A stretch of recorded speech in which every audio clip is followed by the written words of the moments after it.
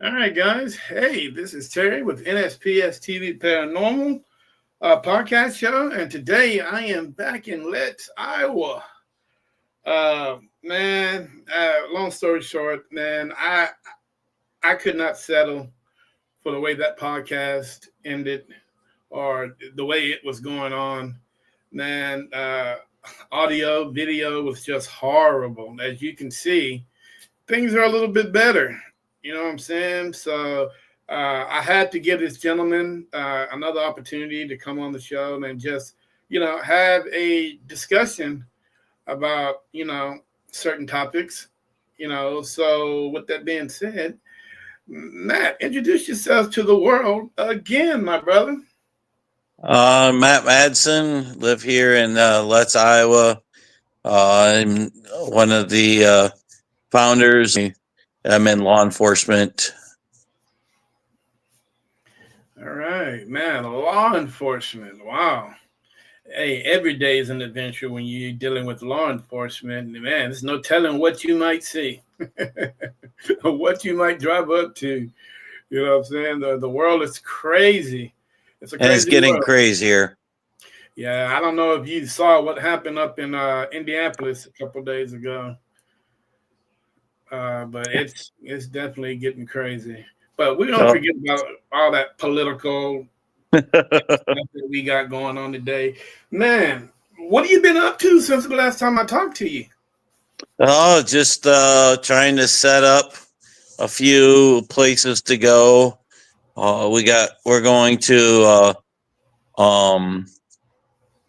Edinburgh Manor here in Iowa in July, and then I have another location that they want us to keep under wraps for now.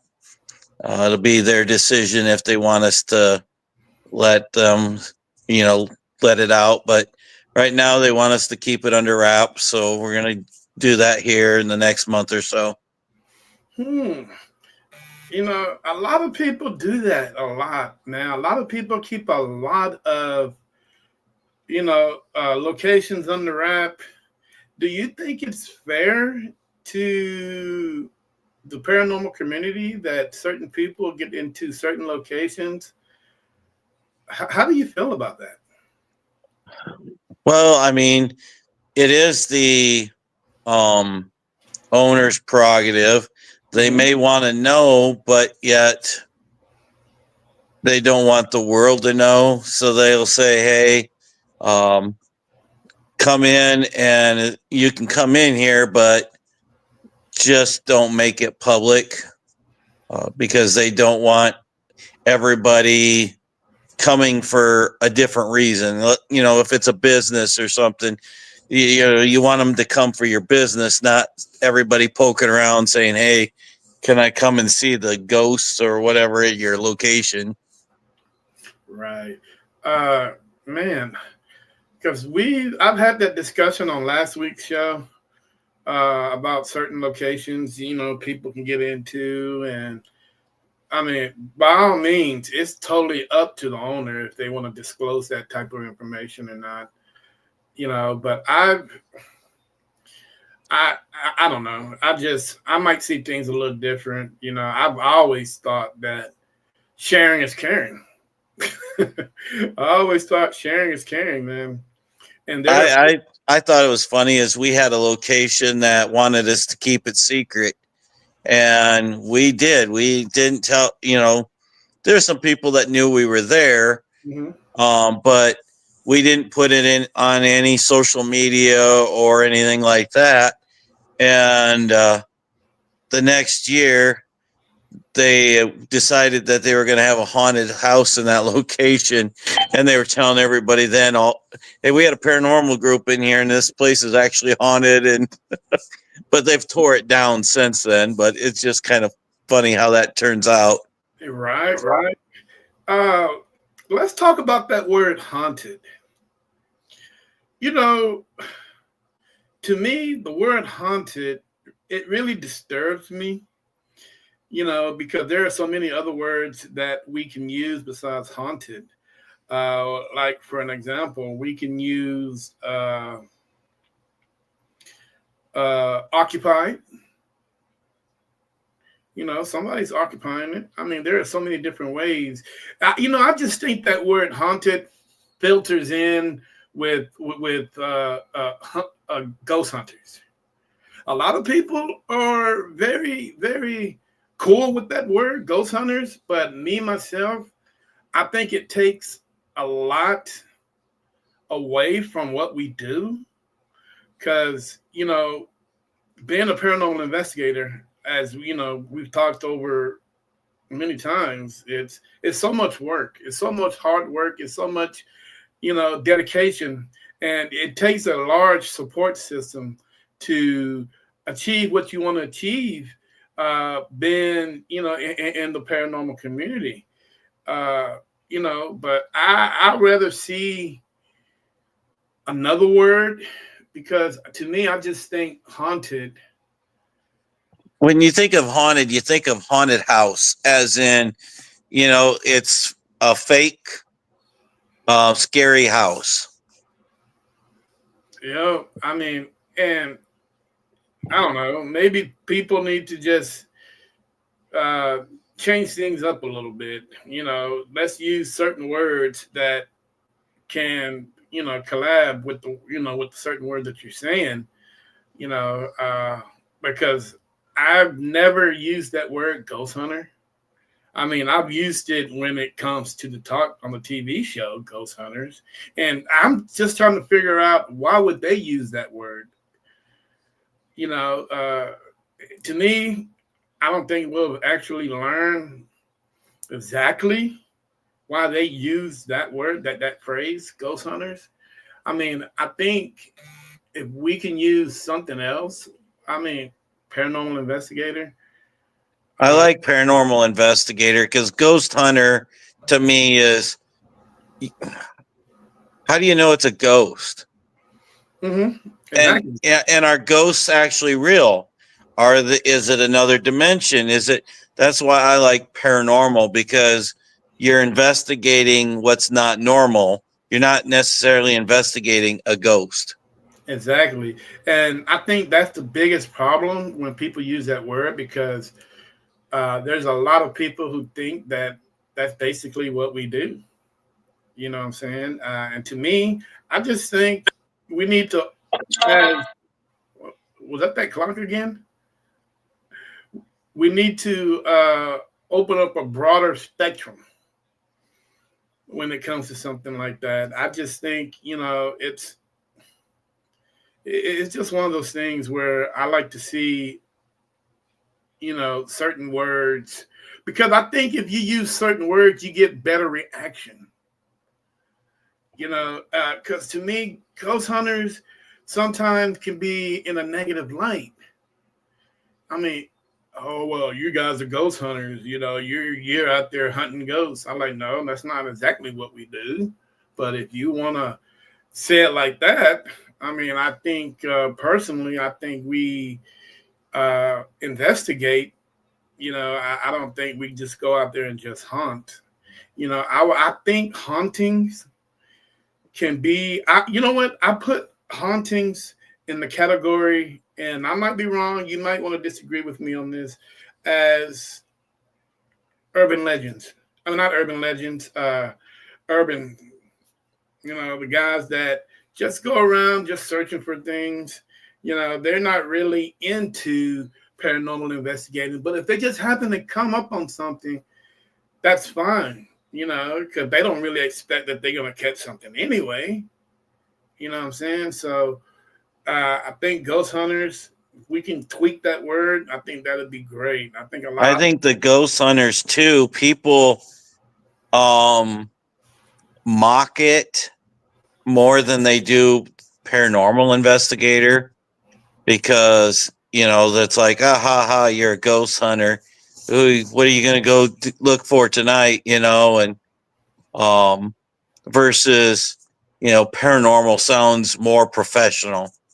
Yes, I think it totally does. And it sends out a certain message when you mention the word paranormal investigator. I think it sends out a certain message that we are not, just in it just to figure out if there's a ghost there. There's so much that we have to do, and I It just could want. be it could be an interdimensional thing. It could be angels. It could be demons. You don't know. It's paranormal. It's not normal.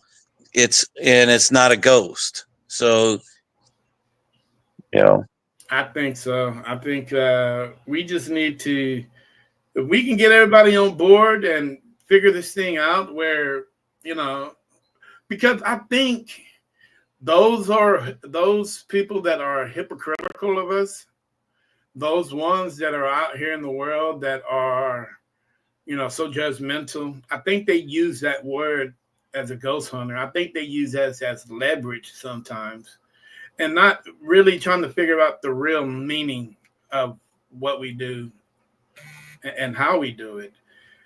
And I just think that is a big problem, but it's a problem I think that we can solve real easy. I mean, everybody might not be on board with it, but I just think it's a step, it's a stepping stone. So where everybody can actually understand a little bit more on what we do than just thinking that we're out here hunting ghosts. We're out here chasing ghosts. You know, uh, Hell, most of the time they're chasing us. exactly. Or we're chasing each other and scaring each other. It's. I just think that we need to rephrase that word just a little bit. I mean, like I say, people are going to say what they want, do what they want, and how they want to do it. But I just thought I'd throw that out there. And you know, just maybe I can get a little help on this. But it is Yeah, what it is. after you talk about the haunted, I agree. To me, it's a Halloween haunted house. And it's something supposed to jump out and scare you. Well, that's not really how a lot of these residents or buildings even are. Like you said, they're occupied by who, what, where. We don't know, but that's why we're paranormal investigators, not ghost hunters. Right. Is it possible? Because you mentioned something that they tear something down, a building that you guys investigated. Is it possible that the remnants of certain spirits that are there, do you think they're still there?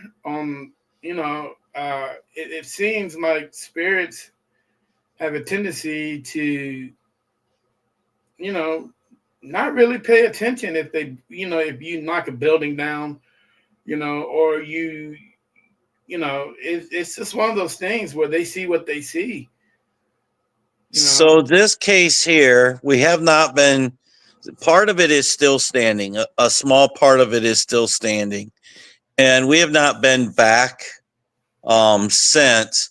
But the people that work in that portion have not had any incidents, um, as in, bangs, things moving, anything like that since the reconstruction. Mm. So Yeah, I think this one here, if they do, they're camping out in the parking lot.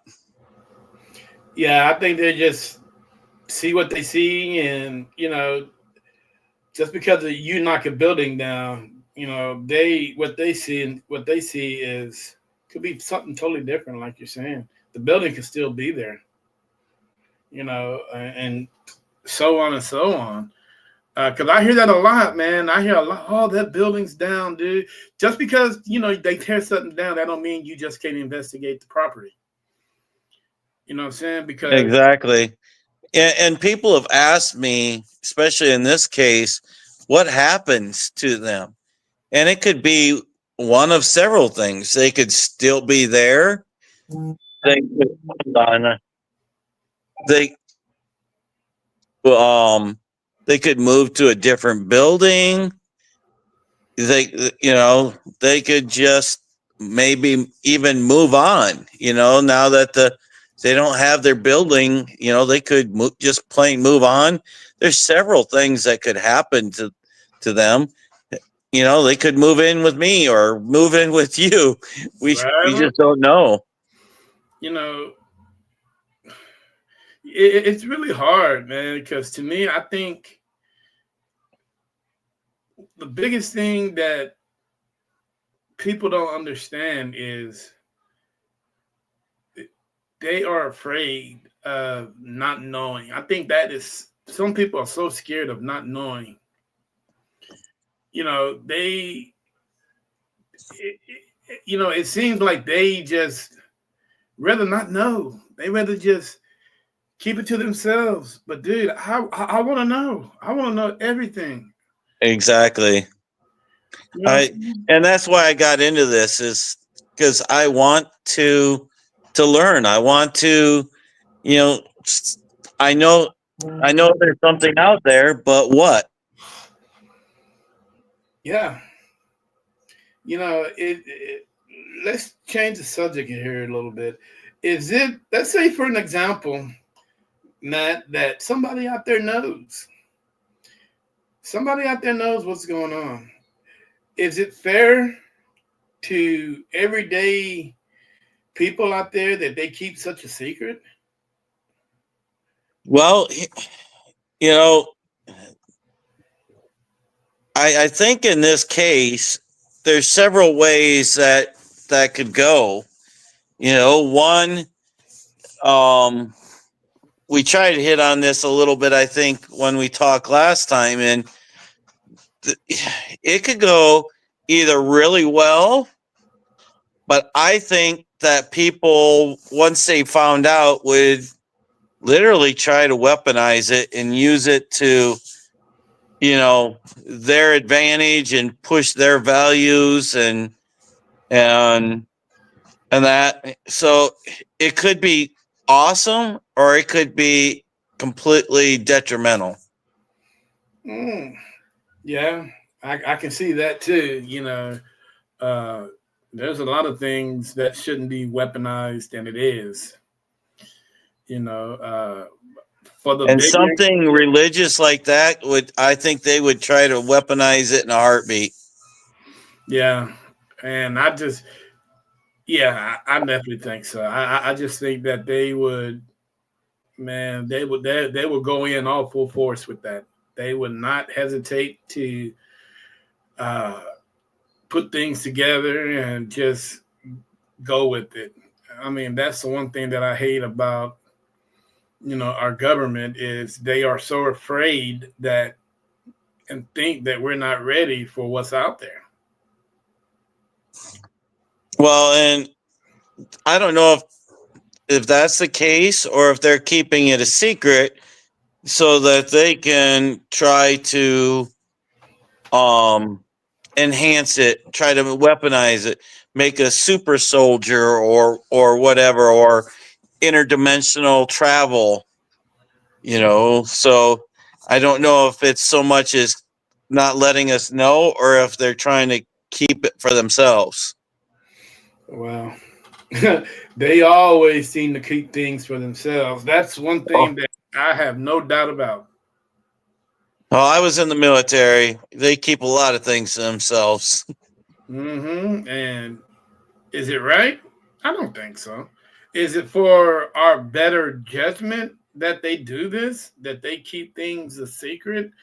I don't know. You I know, mean, look at they finally released saying there's unidentified flying objects. You know, what did that do? Not really anything. no, because they covered that up. They covered that up, but now they've released all that.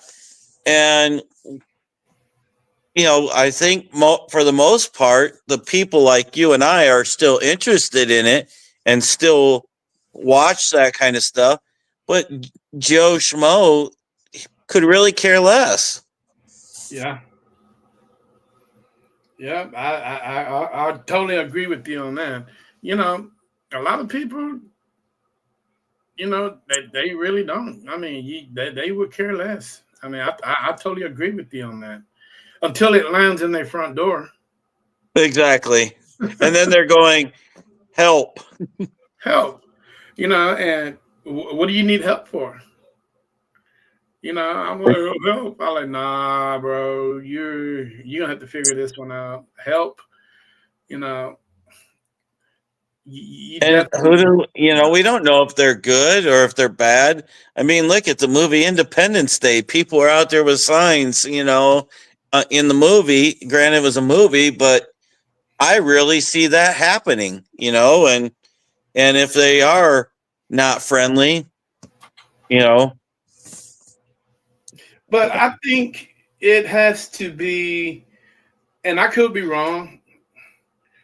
It has to. A lot of that has to be with your first encounter.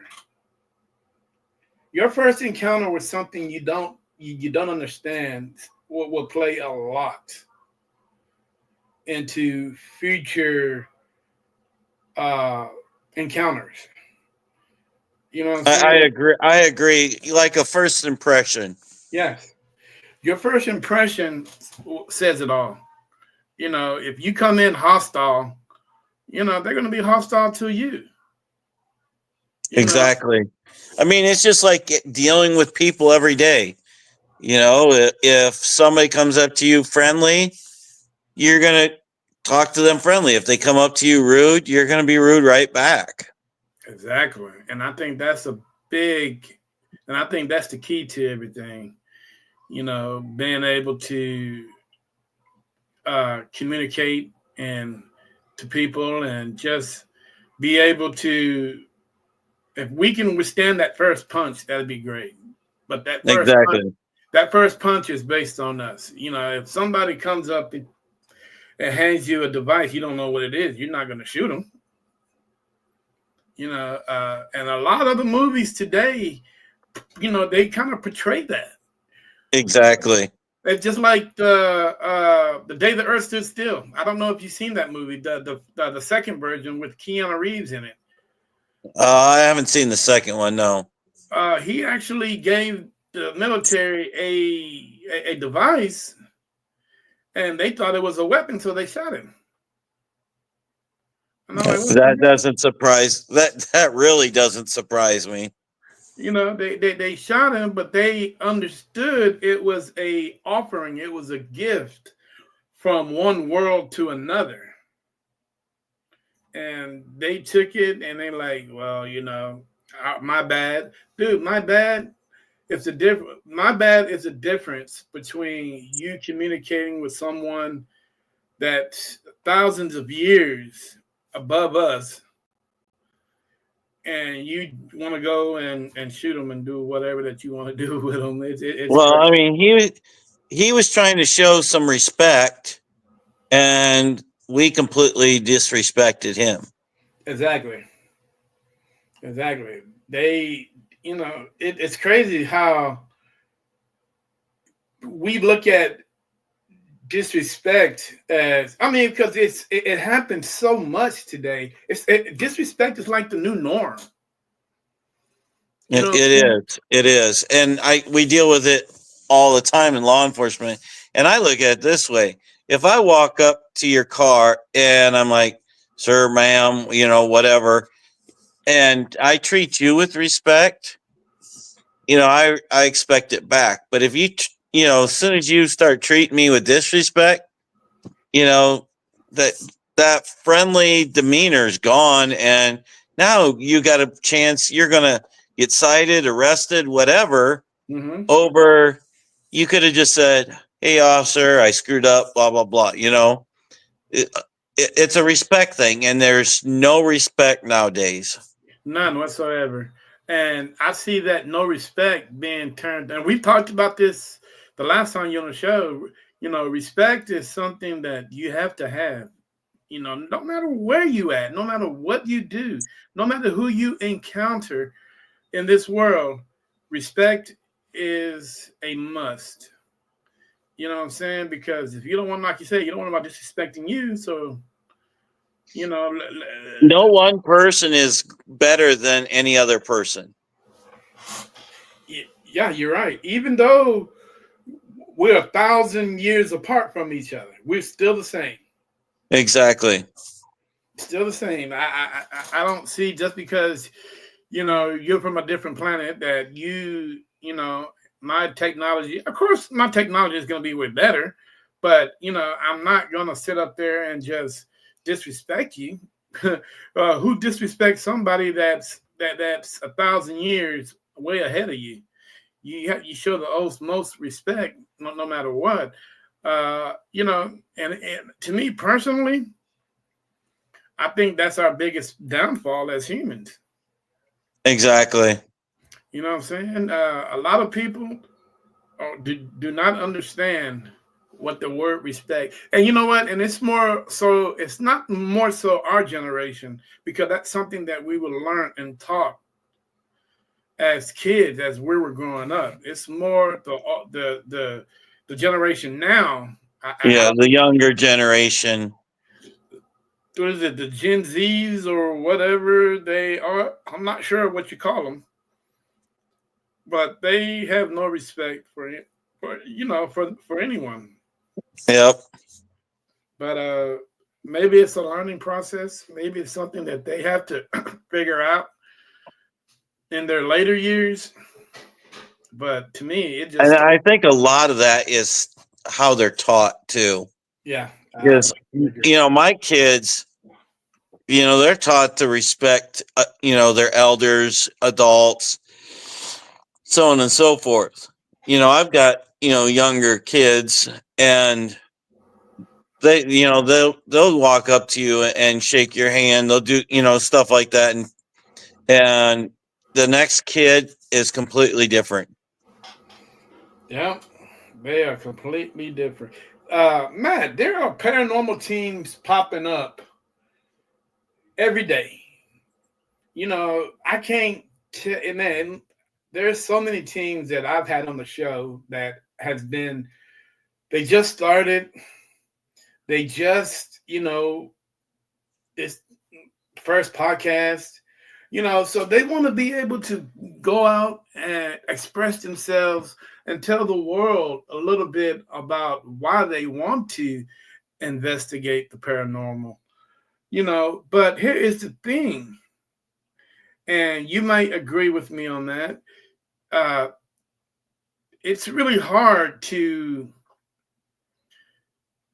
share. How can I say this? It's really hard when you out there in the world and you want to learn things. But the biggest thing is there's no one really teaching you. You're learning fly by night, and fly by night is not the correct way of No, learning. you're exactly right. I um went on a few.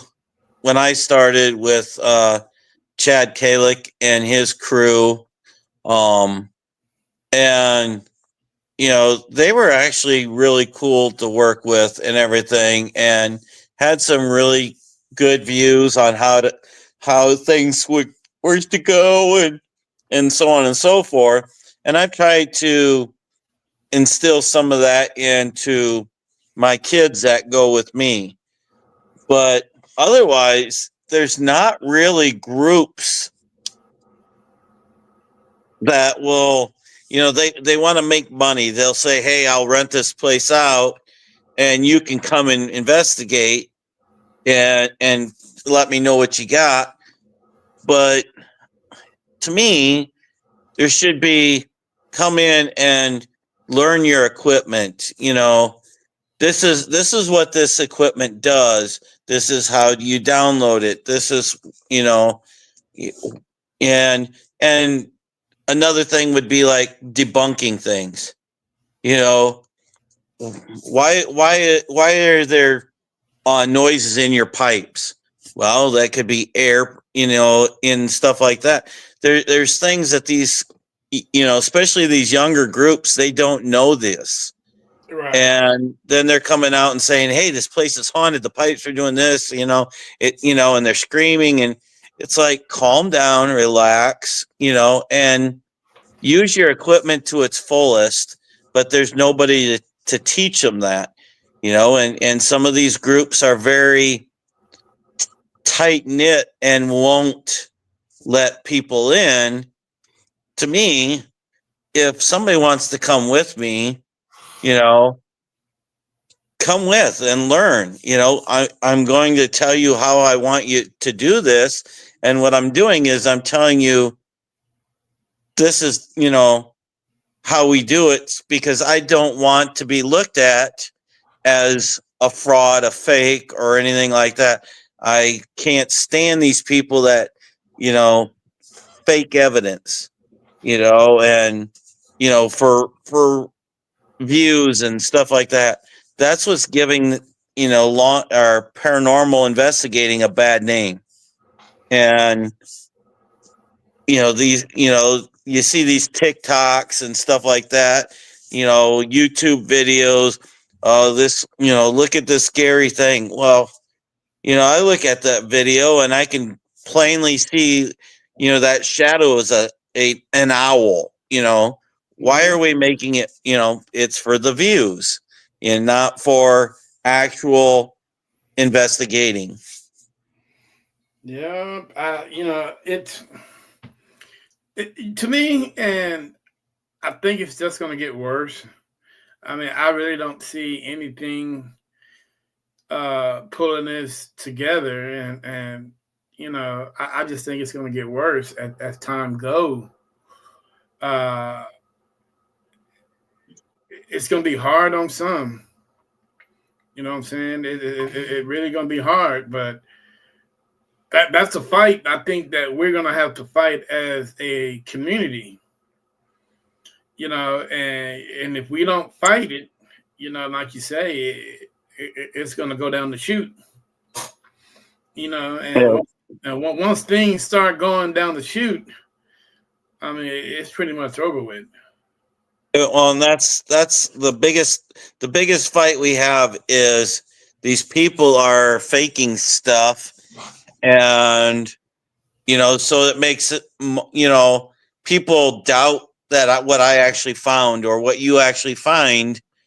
And it's like, no, I can tell you right now, if I caught any of my crew, you know, falsifying or whatever, yes, you may misunderstand something or something like that.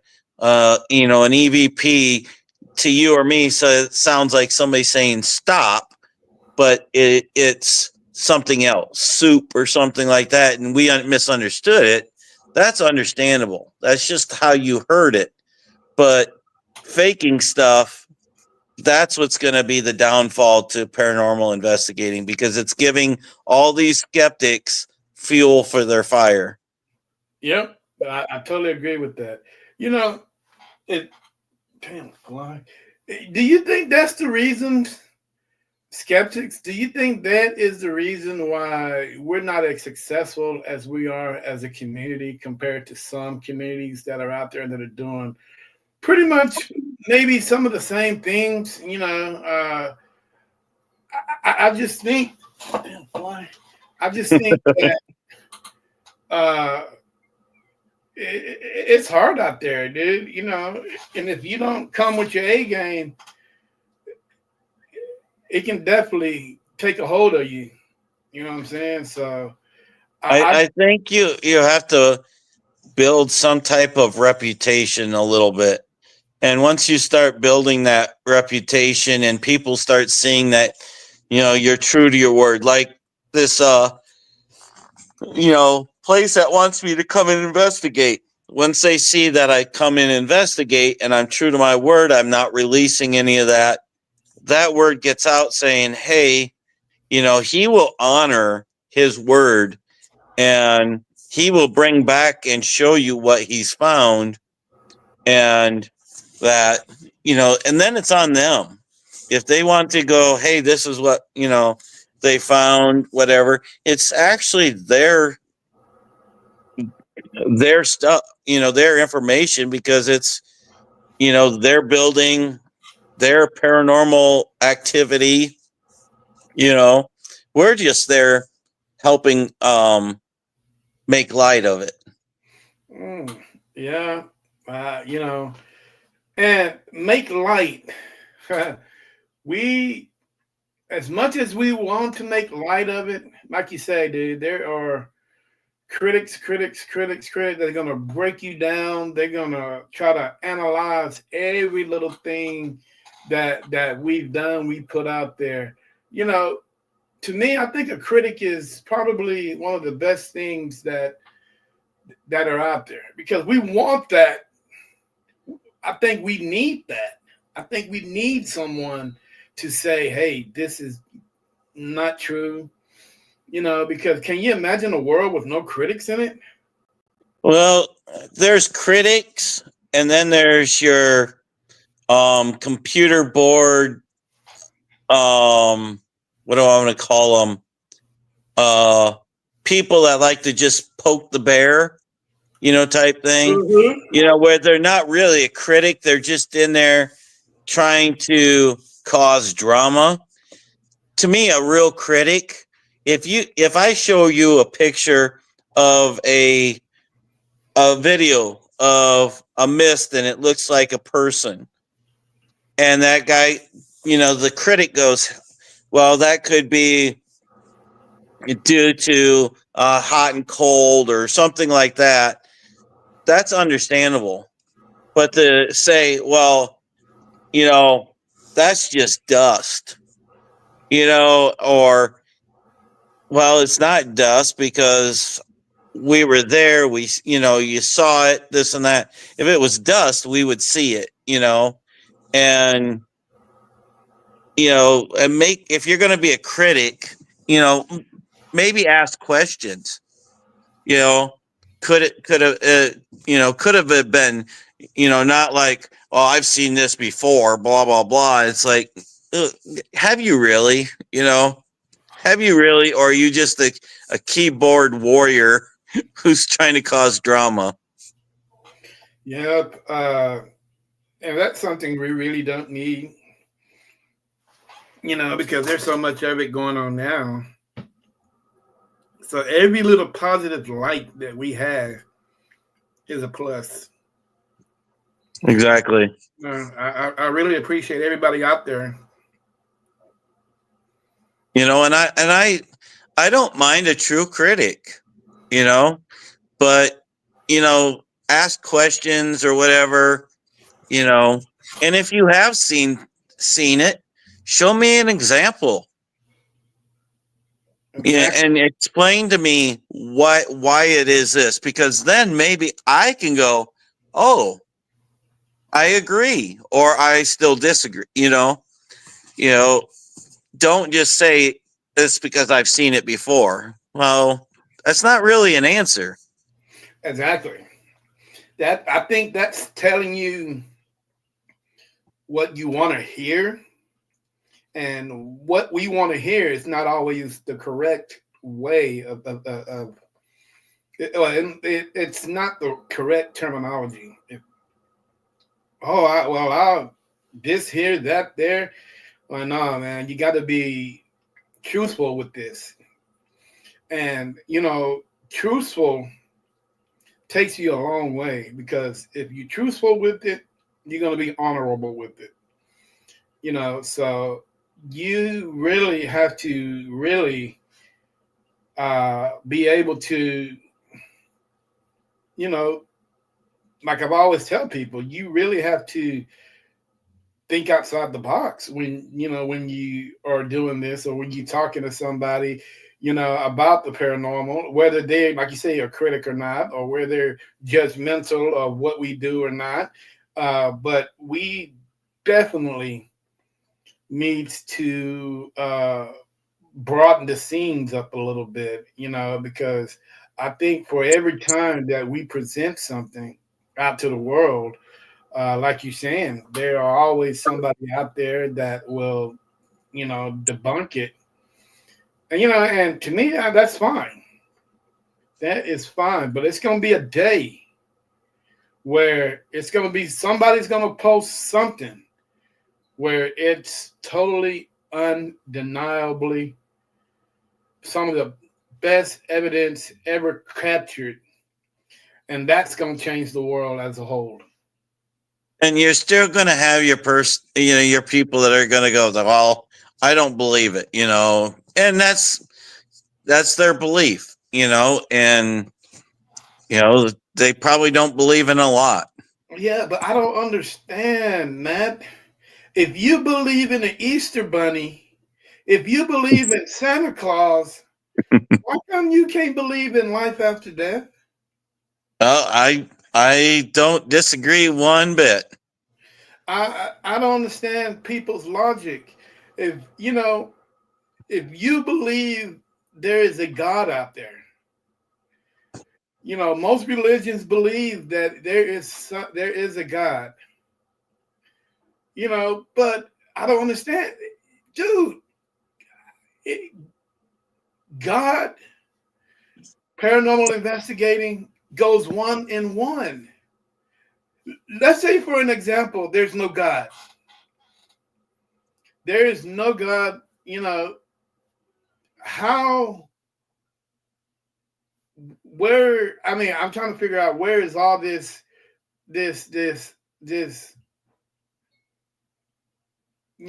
people out here that are, they just out here, and they believe in, well, I believe in God, but I don't believe in ghosts.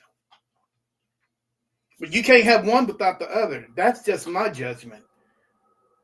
Because is it not God, or just or the I forgot what they call him, the enlightened one? Ain't he the one that judge and jury? Ain't he the one that says, well, you're this and that. So if you are someone that's dead and you've been judged, I don't understand that.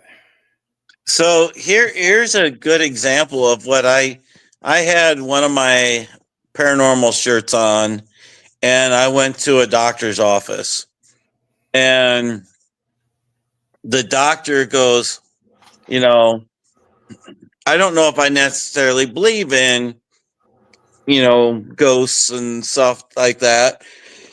And he goes, I don't know if, life after, but he goes, my daughter had this thing happen to her, and she was telling how, I can't remember how she either died in an afterlife or something, and she was very, very vivid with her description of what happened.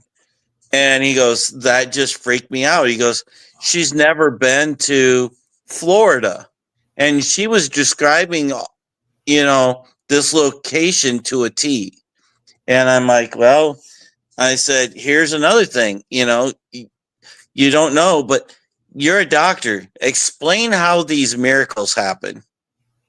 Explain to me how these miracles happen. Do they just happen? That's not an answer.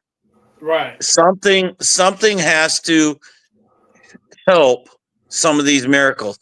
Tell me how a guy that a car rolls over the top of and he's able to bench press this car, 6,000-pound car, and he can't even lift a 150-pound dumbbell. You know what I mean? Right. You Right. know that there's something that's like a divine intervention there that's helping. Yeah, you're right. It's weird because as time goes on, there are a lot of people in the scientific community are wanting to disprove everything that the good book is saying. You know, and I think being a paranormal investigator, I think that is a big part of it because the good book, well, if you want to call it the good book, the book says that you know judge and judge not. So there are things out here that we don't understand. The good book talks about things out in the world that we clearly don't understand. And all these types of angels that are coming down. And so on and so on. And what really it gets me is as more and more and more as we get farther and farther away from the new norm where our grandparents believed in the Bible and so on and so on, there are a lot of people out there that discredit everything that the Bible says. And which is strange because if you watch, and if like these discovery channels and stuff like that, people are starting to prove that some of the stuff that was in the Bible was actually true.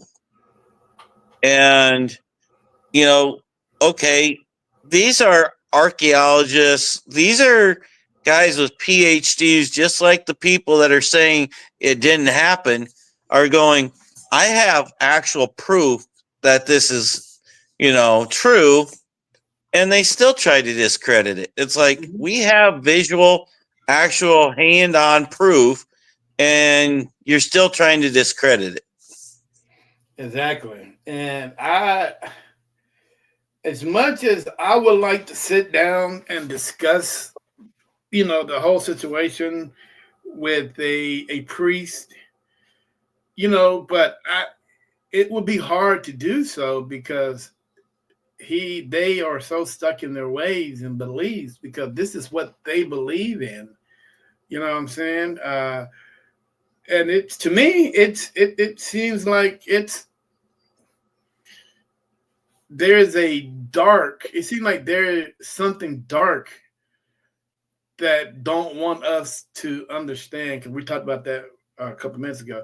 There's something dark out here that they don't want us to see. They don't want us to understand. It would decimate the religion aspect of it, and it will be total chaos. You know, but in order for us to see the light, Matt, you might agree and you might not disagree. You might disagree, but we need a little madness. We need a little chaos so people can see the bigger picture of what's going on.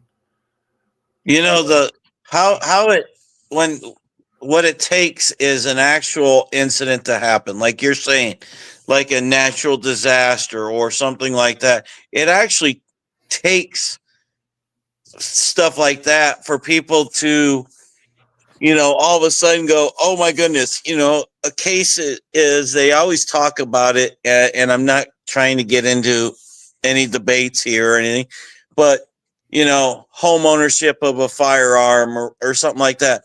Bad guy comes into your house, you know, you know, you don't believe in God, but what's one of the first things you do? You pray. You call 911, you pray. Now you're praying. What it took this for something bad to happen for you to now see the light. Exactly. And it's bad enough that the light, but they are, dude, it seemed like they are so judgmental within themselves that they don't want to see anything. They are so stuck into their way of thinking that it's unbelievable. I've had conversations with people, and you know, and I'm pretty sure you have. And man, you've been called every name in the book. You're this, you're a hypocrite. And I'm like, dude, you're the hypocrite. How in the hell is okay? You're telling me that you don't believe in the Holy Ghost. You telling me you believe in the Holy Ghost, but you don't believe in ghosts. Uh, who's the hypocrite there? I, I, Exactly. I don't understand. It's a lot of this. It's this fake news, and people are watching way too much TV and are believing everything that they see on TV or TikTok, or Facebook. It's the one thing bad about this social media is they believe everything they see anymore. Yeah, and I think social media. Just think about it, Matt. How the world would be 40 years ago if they invented social media back in the 50s and 60s. Can you imagine how the world would be right now? It'd be crazy. It'd be freaking nuts, you know. But who's to say that it wasn't there already? It takes baby steps. Like the fiber optic cable, dude. They were pulling out fiber optic cable in the 40s Mm. with Roswell. Yep. So I'm like, these guys, they put it out slowly but surely. So one day after we're long gone from this planet, that somebody's gonna come and say, "Hey, you guys were right." These kids nowadays have absolutely no clue. We grew up without all this stuff, Mm-hmm. and they have absolutely no clue if an EMP hit and took out electronics. These kids wouldn't have any clue what to do. No clue whatsoever. No, and you think suicides are up? They just lost their livelihood. Exactly. I mean, it would be very detrimental to most people because their social life would be completely gone. Yup, and they wouldn't know what to do. But in our generation, we will be able to adapt to certain things because it's not the norm for us. We'll be able to adapt to certain things. For an example, if we're food, for an example, okay, these kids don't know, man. They can't shoot a bow. Nope. Let's say for an example is there's no guns. There's guns but no ammo. What are you gonna do? Do you know how to construct an arrow? No. Do you know how to? Well, No. I have trees out here that have mulberries on them. Would they know that those are edible berries? No. No, because they're so used to seeing things that are bad for them. Oh man, I can't eat that because it'll kill me. Well, what about these kids that are addicted to these monster drinks and stuff like that? These energy drinks. Yeah, You that's you're not you know if that's gone, there's another thing. yep. What are you gonna do? They'll be going through some total withdrawals. It's just like the vapes. The vape ain't nothing but another cigarette in a different form. Exactly, and it's just as unhealthy as the other. Yeah, and marijuana's the same way. It's weird that you're law enforcement, you talk about marijuana, but the marijuana, the CDD or the whatever the fake marijuana that they're doing today, it's just as bad. You It's know, actually worse because these people don't realize, especially the people in our era who, was pretty much ditchweed, bad headaches, blah, blah, blah.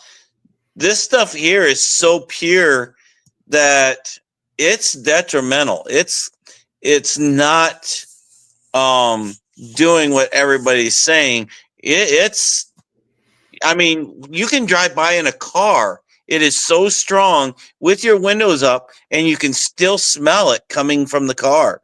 You couldn't mm, do that with the old stuff. no. And I don't even think the old stuff even exists. It's out of there. I mean, But you can everything. still find some ditchweed, but that's just going to give you a bad headache. Yeah, bad headache and Lord knows among other things. But I mean, it might give you a bad headache and an appetite. Yeah, eat But your Cheetos. yeah, oh yeah. So you know what, Matt? It's really hard. As much as I like to try to explain things to kids today, but it all, like you say, it all goes back to day one, the day that they're conceived, the day that they're born, and the day that they stop listening to their parents. Well, and I think with these, and society is what do I want to say, made single parents the new norm. And then these divorces and parents put the kids against each other, use the kids as, you know, toys, to get at the other parent. And, I feel for these kids because they don't have the family, they don't have the parents that they should have.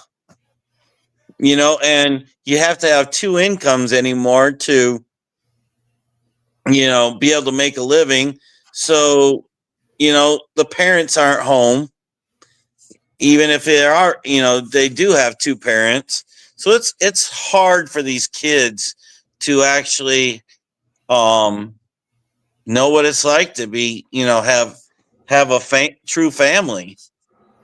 Yeah, I totally agree with you on that. And it's weird because we wasn't raised like that. You know, No, you respected your elders. My mom was a stay-home mom. We didn't have a lot of money growing up, but we lived out on the farm. We did our chores and this and that. And you tell these kids nowadays to do chores, and they'll tell you where to go. mhm. It's like, excuse me, you don't talk to me that way. Yep, and dare you to put hands on them. Dare you to put hands. Yeah. I'll call DHS, I'll call law enforcement, this and that. And, you know, And you know what? I would say, okay, go right ahead. Because the last time you would step foot in this house.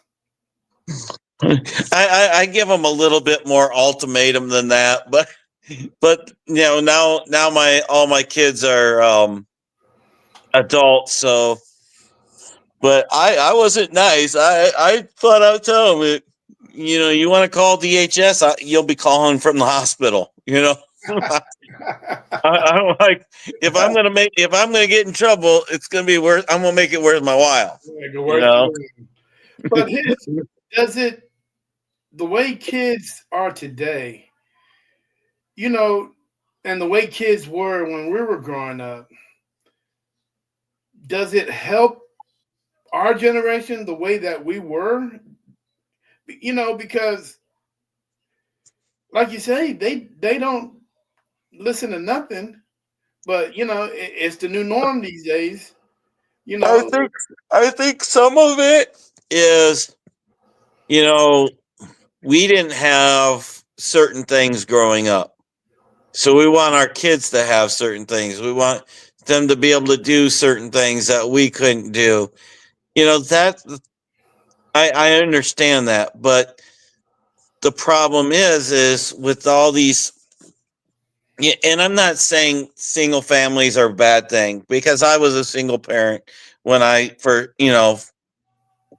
started off, and so it's inevitable at some point sometimes.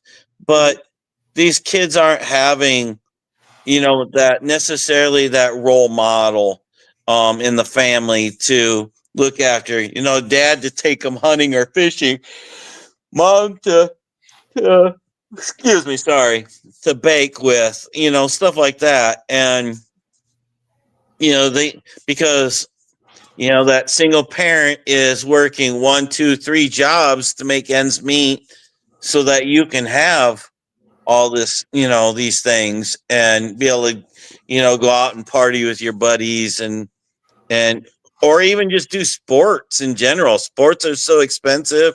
Dance is expensive. To do that stuff, you got to have money. yeah, you gotta have money. And I always say, man, money is the key to all evil. Yes. Because people would do some of the strangest things for money. That almighty dollar, man, ain't nothing but this big, probably about that wide. Has a lot of power and a lot of weight. Well, I mean, look at these, people, in politics. You know, they're a classic case of it. It's all about greed. It's not about, the people like they're supposed to be representing. It's about lining their pocket. Yeah, you're right about that. You see that every day on YouTube when somebody's talking political, and I just turn the damn thing. I'm like, oh my god, really? I'm not even. There's other things that I can be doing besides watching this political blah blah blah blah blah. But I can't help myself. But when we talked about it the last time, I can't help myself but feel sorry for these kids because they don't have that role model. They don't have a certain system that is set up for them to achieve, to be successful. It's just so many things out there that they are doing now that we didn't do when we were growing up. You know what I'm saying? For an example, I was watching there's a video game out in the world today that basically teaches you how to ghost hunt. Oh, I didn't know that. Yeah, and I was watching it because my son was playing it. I forgot the name of it.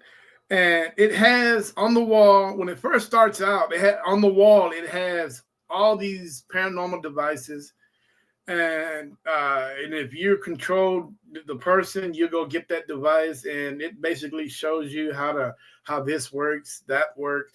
But here's the thing: you can have that all day long, but if you don't that I don't consider that field training. No. I consider that a video game. I can't consider that field training at all. So what? That it's a video game, and they can show you. Of course, they can show you how certain things work, but without actually getting in there and actually putting that control down and actually grabbing the device itself and figuring this thing out, then Well, and asking questions. knowing the history of where you're at, or figuring out the history of where you're at, stuff like that. You know, they can't teach that. No, they can't.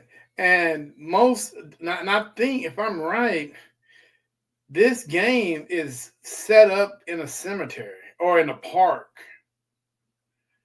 where you're able to, grab certain devices and you be able to interact with spirits and stuff. But I really don't think that can help you out as a paranormal investigator. I mean, I'm not going to say that it's going to, you know, be the next coming, but I just don't think that it won't be as helpful as OJT. Exactly. You know what I'm saying? People don't even know what OJT is today. They're like, "What's that?" On the job training. Exactly. And And this is one of those that you definitely learn from your mistakes, or your successes. mhm, This is one of those jobs where you could go in one time and get absolutely nothing. I go in the next time and I get all this stuff. It's hit or miss. But TV shows that every time you go in, you're going to get something, you're gonna get something. and you What may do you- not. yeah, you may not. What do you think about Josh Gates? Do you know anything about him? Josh Gates, Uh huh. yeah. Josh Gates is a very interesting gentleman. I watch some of his shows, and the one thing that I do like about what he does and what he say is he leaves it up to you to determine if something is haunted or not. He doesn't just go and say, "Hey, this building is haunted," and he always says, "What do you think?" Yep. Uh, so I admire him for that I because got a picture with him. He's actually pretty cool, down to earth guy. yeah, he's pretty cool, dude. I mean, he is pretty cool. Like I said, I watched some of his shows, and he tells it how it is, And I really don't think that he, I really don't think he fakes anything because at the end of the night, he leaves it totally up to his audience on whether it's paranormal or not. So Well, exactly. And I like that he does his research too. yeah, he does. He does thorough, research into everything he does. And, you know, there's things that I've learned from watching him that no clue. But, there's things that he does that I sure as heck wouldn't do. Yeah, yeah. I mean, like the Island of the Dog. I don't know if you ever seen that episode where Yes. Yes. oh my god, dude, there's no way in hell I would step foot on that place, on that location. Well, they say that people, in boats going by, um, can hear talking on that island, and most people just bypass it completely because they're so scared of it. No, it's a reason, and this goes back to what we talked about before. I mean, earlier is why are people so afraid of the unknown? Well, it's because you watch these, they watch horror movies.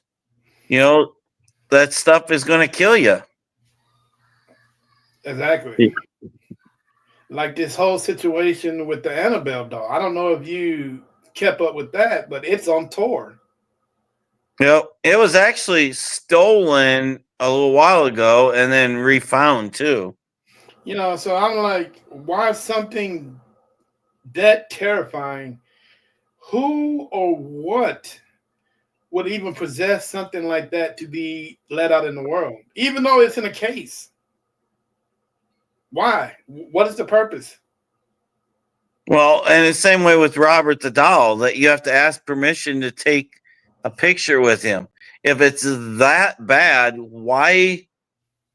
It's all about that money. Drawing people in and getting that money. And the thing is there a certain limit that people would do for money? I mean, I know in the paranormal community, I know there are certain locations with there's tricks and people set up, pods and everything just to pretend that it's haunted, but it's really not. Why? And the biggest question is why? It, Why? it's the reviews, it's the money, you know, and like we said earlier, that's what's the downfall is. That's giving fuel to the fire for these skeptics because you're just faking it. Mm-hmm. Thinking it, and it really makes our look. As a whole, it really let us look bad. Even though we're not the ones that are out in the world doing this, but what people do represents the community as a whole. Exactly. You know what I'm saying? So who's to say that the next person isn't doing it? And so on and so on. But if one person's doing it, it's a good chance that everybody's doing it, or a majority of the world is doing it. You Well, know, it's just like on TV, with the cop thing. There's bad cops. I agree. There's bad, you know, dentists. There's bad doctors. There's bad everything. But you show that one cop represents all the cops. That one doctor represents all the doctors. So people then start to think, I don't want to go to the doctor because dentists are bad. They're out to, you know, make cause you pain and suffering and whatever. right? Man, there are so many people out in the world that are like that, you know, and I don't, and it just makes everything just look horrible. And I And ask people that I'm like, why are and y'all? people feed off of it. They Yeah, feed off that drama, that damage, you know, they feed off of that, and them feeding off of it, then they go out and that's where they disrespect their law enforcement. They disrespect their teachers, you know, because it's being put on TV that they're all garbage. So why not treat them like garbage? exactly. Trust me, I've had my run in with law enforcement, whether I disagree with what was done or not. I still got that sense of respect for them because if you really look at it, who are you gonna call? You know what I'm saying? Who are Yep. you gonna call when something happens? You know, Ghostbusters. yeah, yeah. And not only that, dude, I've seen so many law enforcement engage with paranormal activity, even themselves are like, what the fuck am I what the hell did I get myself into? You know, uh, like Yep. like that incident where the female officer and the guy apparently they heard some kids out in the cemetery. I'm pretty sure you've seen that one where they're walking down the street and they hear this big old scream, Yep. and And they turn around and they're gone. they got the hell up out of there.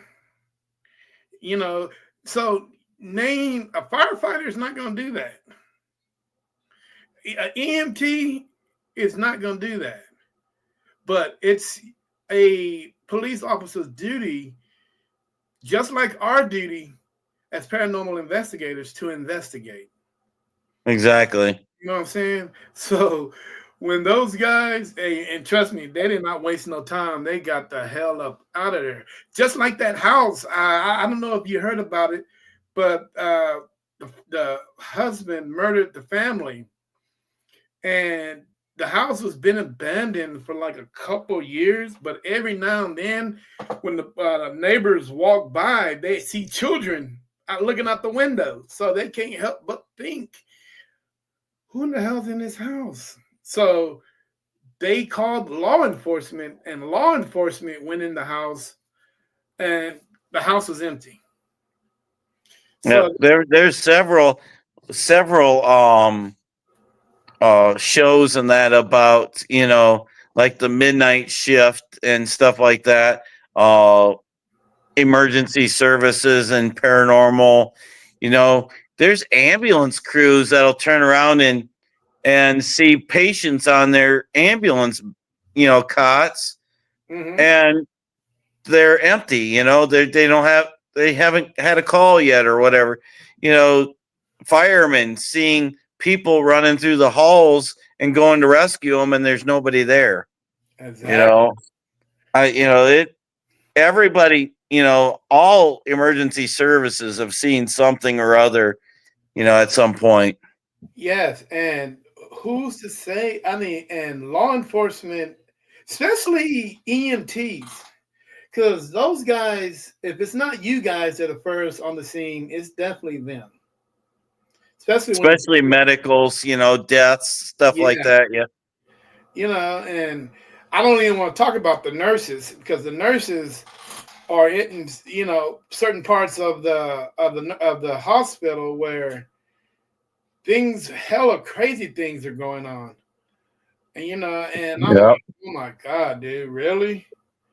But yet it goes back, Matt, to people not believing.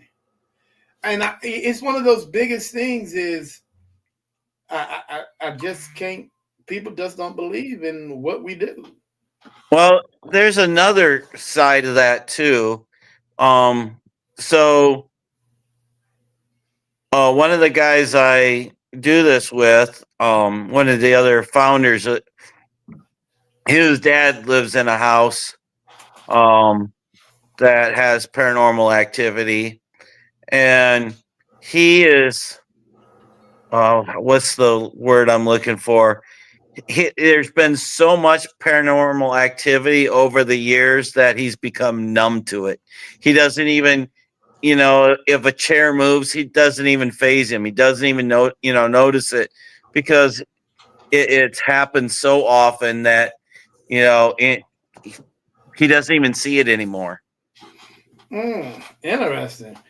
Uh, Man, I don't know if that's a good thing or a bad thing. You know, uh, And we got some interesting stuff out of his residence. Um, because he was saying he was seeing like Indians, and stuff like that. Uh, what the one that we never were able to figure out is, uh, there was a person seen with kind of what it was at the smallpox masks or the whatever it was. What was that? The plague? Oh, the plague masks. Somebody wearing like a plague mask, and we were never able to figure that one out. mm, But wow. we did get information about Native American. We did get information in reference to that in our investigation. Mm. Now, why do you think Native Americans are so secretive? Because I know they know a lot more than what they're saying. What? Um, I I mean, think because they kind of had a little bit different belief about afterlife than we do. Their rituals, their beliefs, you know, I think were different than ours. because I know, dude, Native American tribes really don't speak much on paranormal investigators or anything, such things like that. If Uh, if you if you hear anything about Native American, it's usually you hear about skinwalkers. yeah, and you know what? And I've been critical of that. Just because you're dealing with something that allegedly a skinwalker. Have anybody ever seen a skinwalker? Well, supposedly there's been people that have seen them, but if you listen to what folklore is, they're evil.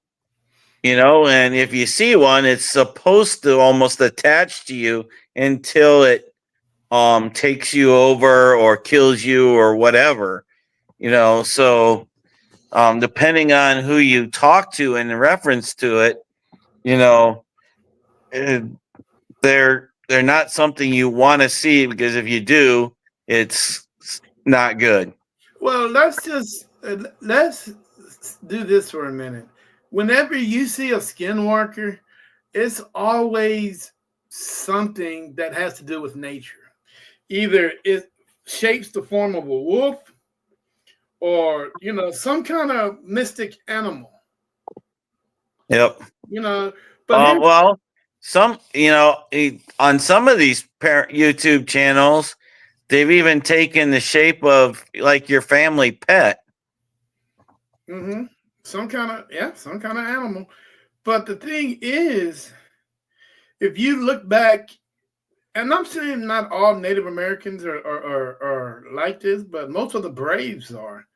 The Braves, the young Brave, or to me, I just think it's what the Braves are, because Braves are known, in order for them to be elevated in their Native American community, they have to go out and kill a bear or a wolf, and they would take that hide and put it on their head as a signature of what they accomplished. So whenever I think, or somebody says they see a skinwalker that is shaped like a wolf or a bear or something, uh, uh, animal wise, that's what I'm thinking of, because you have Native Americans that are protecting their land. And the first Mhm. person that protects their land is the brave, it is the warrior. So Mm-hmm. I can't help but think that, you know, when you die as a Native American, that goes with you. If you're brave, they put you in the ground and cover your face up with the one thing that you were had on your head, whether it's uh, a bear, or was it a wolf, or anything that they killed, uh, and they take that with you. So when they, It's a lot like a guardian angel. yeah, You yeah. know, So when let's say you pass, you come back and you're there to protect your kids. It's exactly. no different than them coming back and protecting their grave sites, because their kids might be in there, so on and so forth. I definitely see that. That's why my wife is very adamant that if we find anything in the hills here that could be Indian related, that we're not to bring them in the house, because we have two documented Indian burial grounds on my property. oh wow. And they said they think there's a third, and I'm positive that there's a third. Interesting. That is very interesting.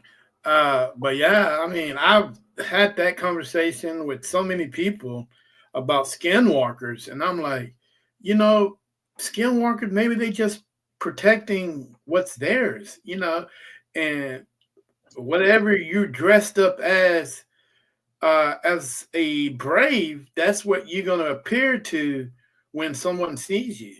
So you're gonna see that And, that and like I said, there was a completely different religion. So, theirs was about the earth, and that, where ours is, their God was earth, Mother you Nature. know, Mother Nature. So, it could easily be that way, you know, and Yeah. that's why we investigate, is to see if we can find out that kind of stuff. You know, speaking of Mother Nature, you know, she's one with the earth. You know, don't nothing happens without her. Nature is hellish. When she's mad, we all pay. Yeah, we all pay eventually.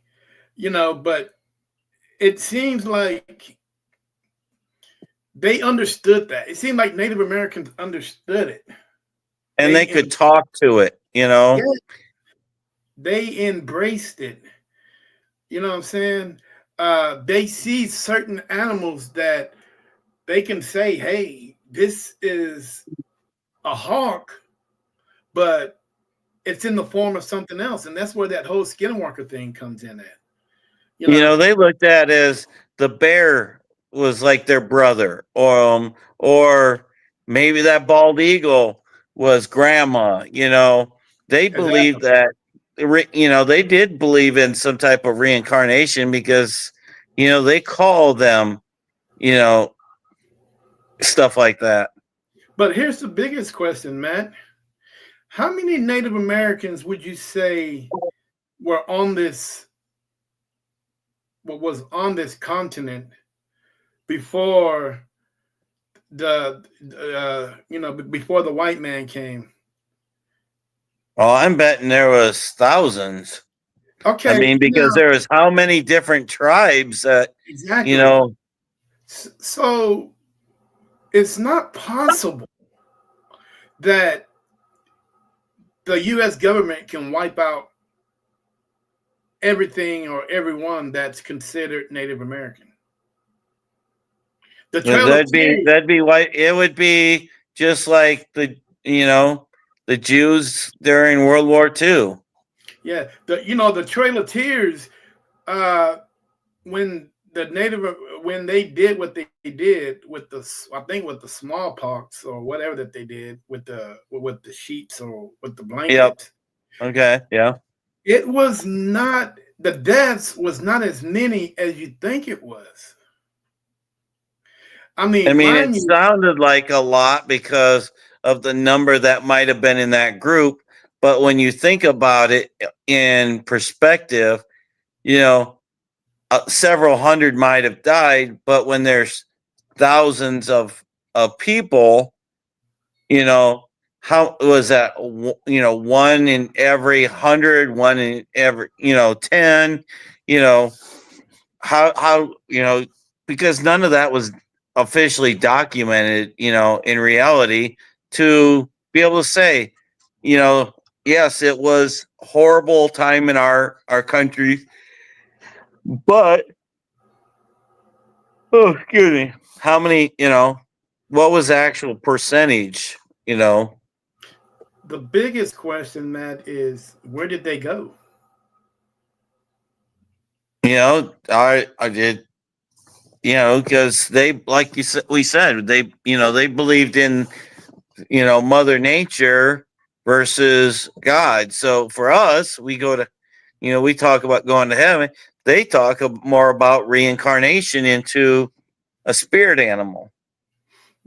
Or they just went home, That could be. because there is no way on God's green earth that so many, and we're talking about Native Americans from New Jersey all the way to Montana, Oregon, all those western states. There is no way that all these people were slaughtered. I just don't see it. The logic, I mean, I just don't see it. There is no way that could have happened. Yeah, But I what don't did believe they happen, could have truly rounded up all the Indians for reservations. and is it possible that they just went home? Because we Could all be. know, that they saw things that today we can't understand, but they understood it back then. They knew what it was. They communed with it. They understood it. But today we cannot do that. You know, So we've lost a lot of what, you know, you look back on what everybody, learned. Okay, let's say the Norwegians, they believed in um like Odin and stuff like that. They used, rocks, pretty much rocks, to be able to um sail across the ocean. you know we've lost all that, mhm, because of all this technology and this and that. We don't we, we lost a lot of the old ways. And that's one where I like Josh Gates, because he's showed us, there's things that we've done that we've lost, that we should maybe think about. yeah. I mean, because I'm just thinking, like the Native Americans that were in Arizona, dude. Have you seen the carvings? Yeah, they're really elaborate and Yeah. everything. I mean, there's no way that that these people just got slaughtered. I just don't see that happening. Now What I about can. like the effigy mounds and stuff like that? There's so much stuff out there that, you know here's another one. You go down and look at, let's say, like Mexico and those places. How did the Mayans, millions of Mayans, just end up disappeared? They just went home, brother. You know, it, but yet, obviously something had happened, because there's people that are still have, in Mexico, and that have Aztec and Mayan blood in them. So there had to be people still around. Yeah, and, They couldn't have and been, slaves and that sold by the Spanish or whatever.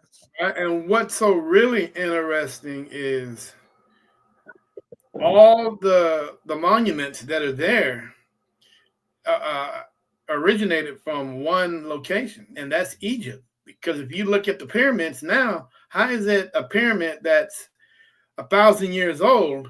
You get the same pyramid in Makazunka, if I said that right, or Pinka Zunta. I can't remember the location where that is, but they definitely, and they know that the Mayans did not build that those pyramids are much older than what the Mayans first got there.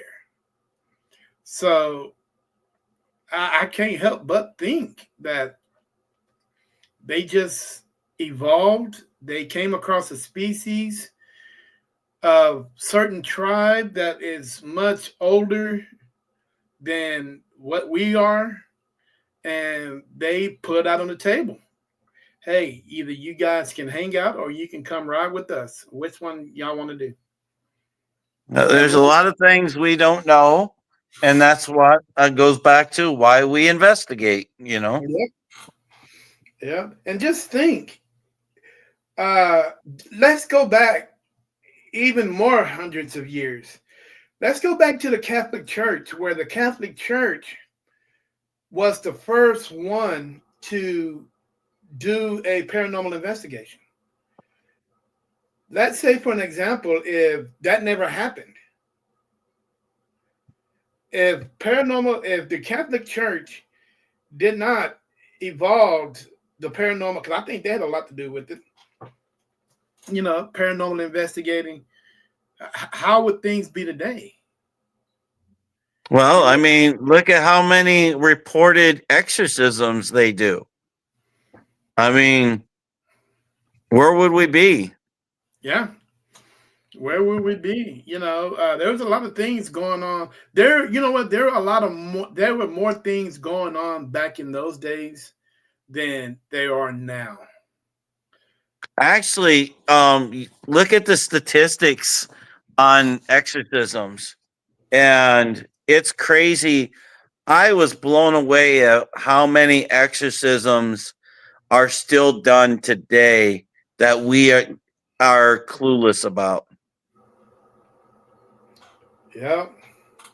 I I was blown away, and it. I was thinking, okay, a couple hundred, whatever, but it's thousands, if not hundreds of thousands a year in some of these countries. Especially where, in where the Vatican is, there's a lot. Yeah, as you're saying, there's a lot going on. But you know what? As long as they keep hiding stuff, we are out there trying to prove them wrong. You know what I'm saying? So long as they keep Yep, trying to hide stuff, we are the ones that want to prove these guys wrong. You know, so the more they hide, the more that we want to investigate, the more that we want to disprove everything that these guys are trying to do, trying to say. Uh, uh, yeah, I believe some. Yeah, I believe some of that. You know, and it's hard. Trust me, it is hard. But as paranormal investigators, I think we are. If we had that one individual that can stand above and represent us as a whole, as one, I think we'll be able to achieve what we want to achieve. I think we'll be able to sit down at the table and present our findings, not just to their community, but to the world also. I agree. You know what I'm saying? So I'm gonna keep pushing and keep fighting for that.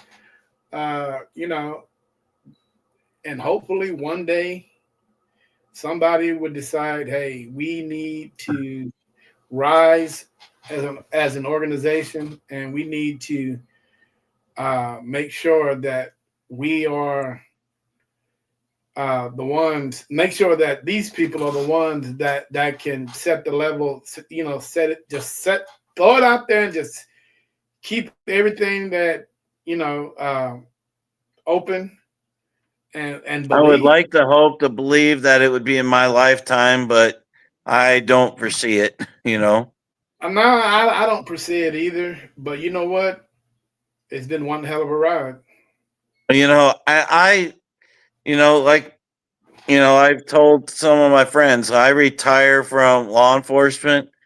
I'm going to do a lot more of this because I absolutely love investigating the paranormal. Um, some of the stories that you get from these investigations, you know, we went to a house and we talked to this female. Um, we'll call her entity because we don't know what she was. Truly is. Is there a paranormal, Right? or a parallel universe, whatever? But you know, Hold on, she Matt, for a minute. she was telling us all the stories. Hold on for a minute. All right.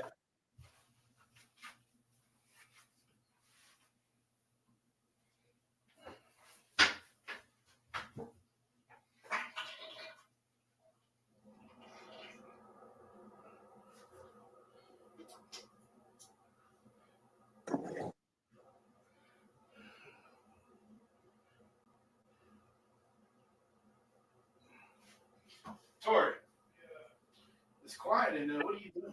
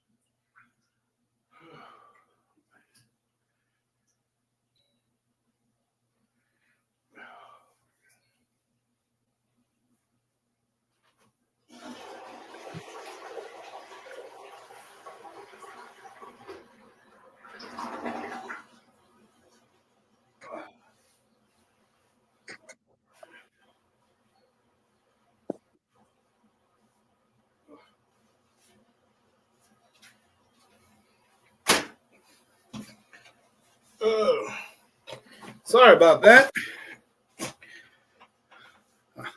I had to go, but yeah, there is. We need That to. was hilarious. We we we wear body cameras, and I don't know how many times we've gone in and uh done the same thing and recorded. So I'm right there with you. But you gave me a good chuckle. What is your speaking of? What is your protocol as a law enforcement when you see something something paranormal? Well, I mean, there's you try to. I mean, it really depends on what it is.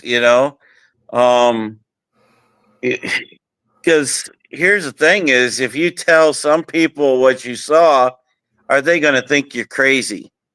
You know, um, I've got a couple of people that I work with that have seen um crazy things, and I don't think they're crazy.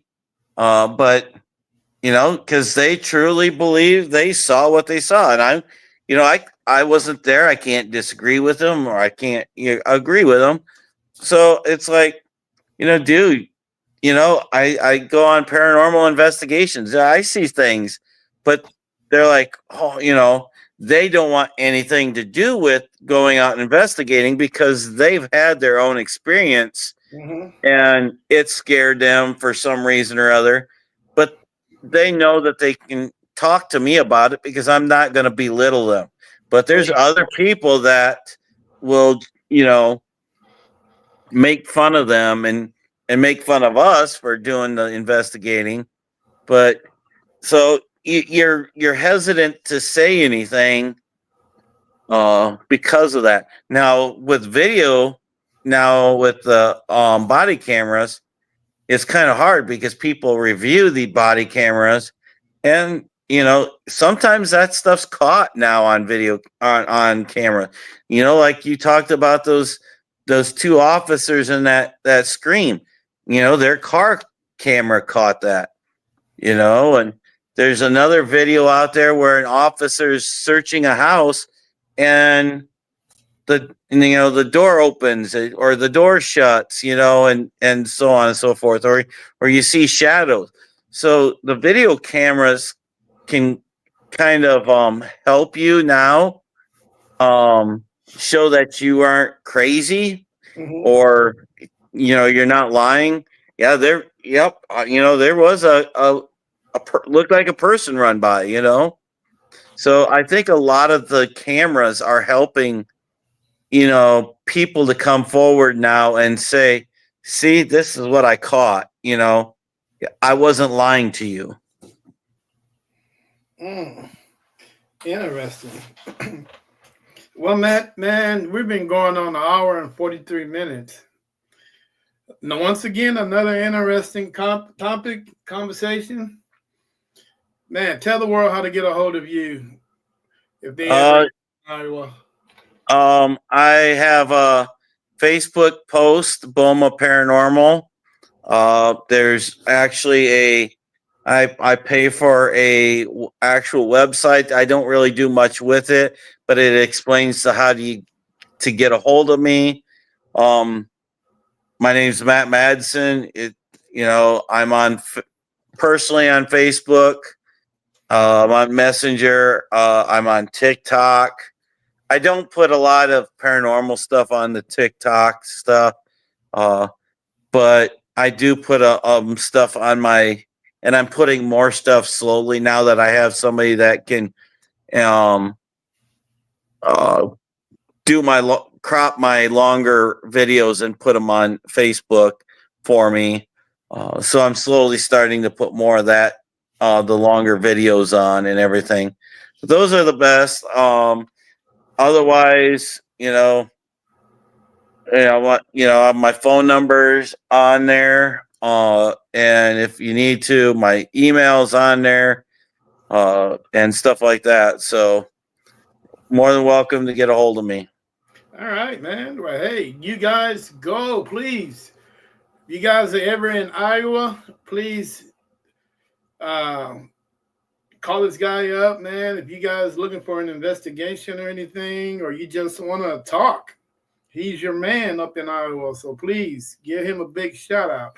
Also, hey, go ahead and hit that like, share, subscribe button. Share this video, this podcast with everybody, because it's definitely a good one. You know, I think we discovered a lot of topics, some from last time and some new. You know, but with that being said, Matt, I appreciate you, man. Give me an opportunity to make up for last time. I really do.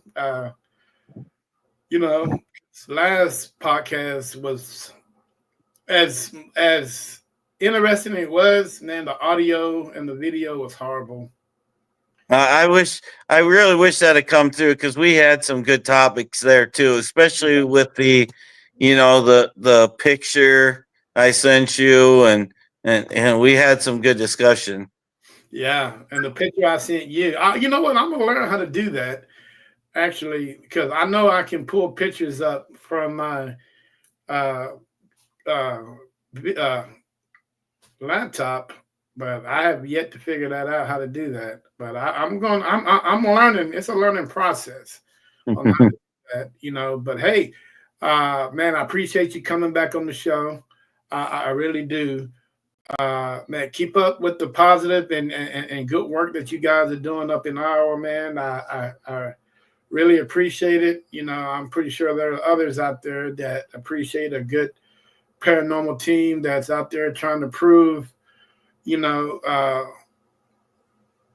just trying to prove if there is something going on out there. You know, whether we, like you said, whether we achieve it in our lifetime or not, debatable. Because tomorrow somebody can throw it on the damn board and like, hey, here it is, you know. But it is what it is. So, any closing remarks, man, before I get you out of here? I appreciate you having me on. I'd be more than willing to come back later if you ever want to chat again. Yes, If sir. anybody else wants to look me up and ask me questions, I'm available. Right now I work days, so like tonight 7 o'clock is usually a really good time to get a hold of me. All right. Well, you heard it from the man himself. So if you guys are ever in Iowa, please look him up, man. But in the meantime, Matt, you enjoy the rest of your weekend. I think you're off tomorrow, huh? No, I work Saturdays and I'm off Mondays and Tuesdays. So Oh Lord. Well, at least that makes the week go by a little faster. You know, but hey, so I appreciate you, you know, taking your time out, man. I really do. Tell your wife I said hello again. I And will. uh, hey, I'll be back, man. Trust me, I will be back to see how things are going and just have some fun. Oh, I keep doing this because I absolutely love it. So All right. Well, Matt, you enjoy your weekend, brother. Hey, yeah, you too. yes, sir. Hey, this is Terry with NSPS TV Paranormal. The schedule, I will be in Mississippi Sunday. So, guys, feel free to check out that podcast. I'll be chatting with Mississippi Paranormal Society. And let's see here. Tomorrow, I will be. Where would I be tomorrow? I got to figure this out.